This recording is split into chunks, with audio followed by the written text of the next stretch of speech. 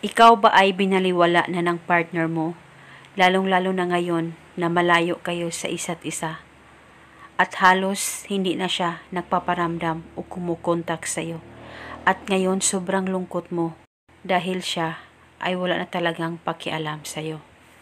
Gusto mo ba na siya ay mapapaiyak sa kakaisip sa'yo matapos mong gawin ang ritual na ito? Pues, gawin mo itong ritual na ibabahagi ko sa inyo ngayon. Dapat 100% kayong naniniwala sa mga ganitong pamamaraan. At itong ritual ay napaka-epektibo basta palagi lang buo ang loob at tiwala mo sa paggawa nito. At pwede mo ito gawin sa kahit na anong araw o oras na gusto mo. Ang gagawin mo lamang, kumuha ka ng papel at kahit na anong kulay na panulat at isulat mo ng 3 beses ang pangalan at apelyido ng target o ng taong gusto mong gawa ng ritual. At pagkatapos, kumuha ka lamang ng kahit isang hiwa ng luya. Pwede mo itong balatan at pwede hindi balatan.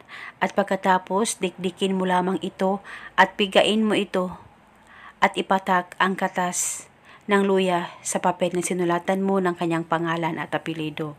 At pagkatapos mo nang mapatakan ito, ilagay itong luya na dinikdik mo o piniga mo, ilagay ito sa papel na sinulatan mo at balutin mo lamang ito.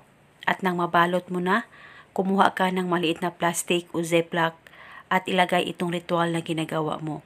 At pagkatapos mo na itong malagay, wala na po kayo kailangan pang banggitin na spell. Basta gawin mo lamang itong ritual na tama ang pagkagawa mo. At paniguradong siya ay mapapaiyak sa kakaisip sa'yo, malayo o malapit man kayo sa isa't isa. At itago itong ritual hanggang kailan mo gusto. At ito muna sa ngayon. Maraming salamat po sa panunood. May God bless us all.